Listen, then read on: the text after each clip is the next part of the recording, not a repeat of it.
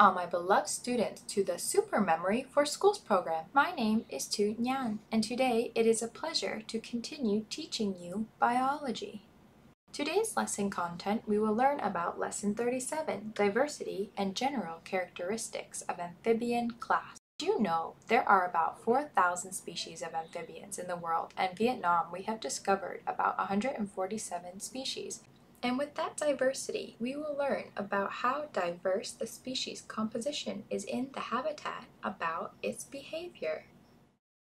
Next, we will learn about the general characteristics of amphibian class and the role of amphibians in human life. First, we will learn about the first part, which is the diversity of species composition, habitat, and behavior. Let's learn about the diversity of species composition, as I introduced to you earlier.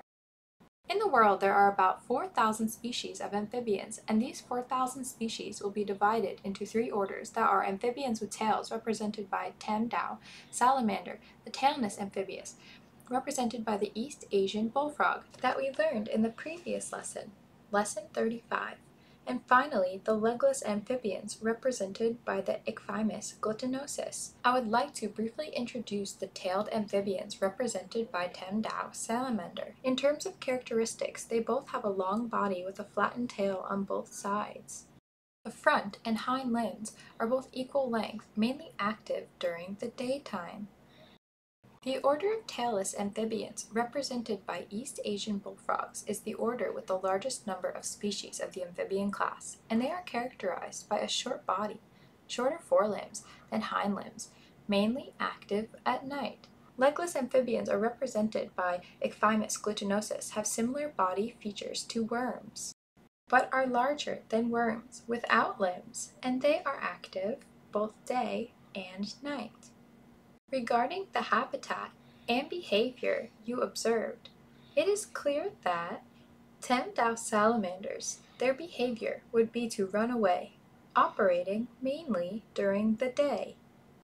For representatives of tree frogs, their behavior is running, hiding, and active mainly at night. Another represented is the large banded bullfrog with the habitat of intimidating the enemy. The house toad with the poisonous resin secretion and the Ichthyosaurus glutinous, as I described in the previous part, with the running away and hiding behavior. Thus, through the part I just presented above, you can see that each species in the amphibian class has a very different habitat and behavior. First, about the habitat, you find that amphibians can live underwater, can live on land, can live in soil burrows and bushes.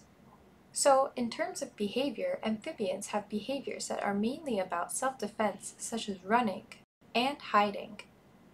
In the Ichthyosaurus glutinous or Tam Dao salamanders, toxic secretion behaviors in house toads and intimidating the enemy in large banded bullfrogs. So what are the general characteristics in amphibians so they can adapt to both aquatic and terrestrial lifestyles? Let's move on to the next part of the lesson. Let's learn about the general characteristics of amphibian class.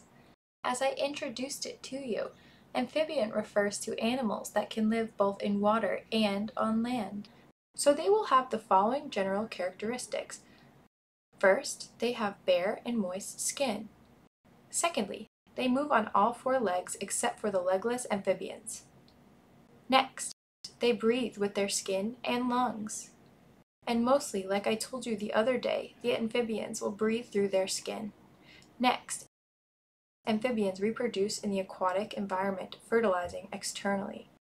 Another idea is that tadpoles develop through the metamorphosis, like Lesson 35, East Asia bullfrogs, I taught you. Remember? From the frog egg hatching to the tadpole developing to the baby frog, and then to the adult frog, through different stages, it has a different morphological development.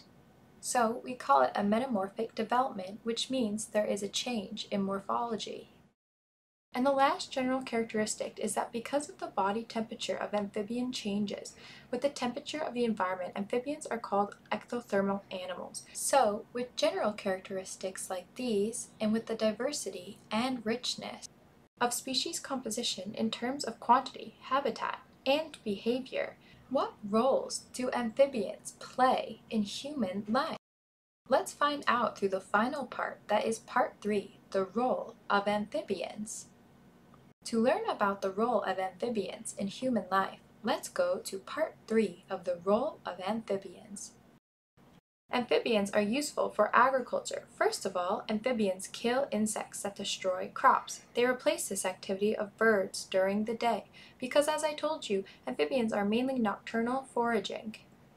Secondly, they destroy vectors of disease transmission such as flies and mosquitoes. Followed by that, they have food value such as East Asian bullfrogs, and medicinal value such as toad power to treat malnutrition in children. And another very important role is that they act experimental subjects in psychology, like the field frog. For example, is this a frog breathing experiment or is this a muscle contraction experiment?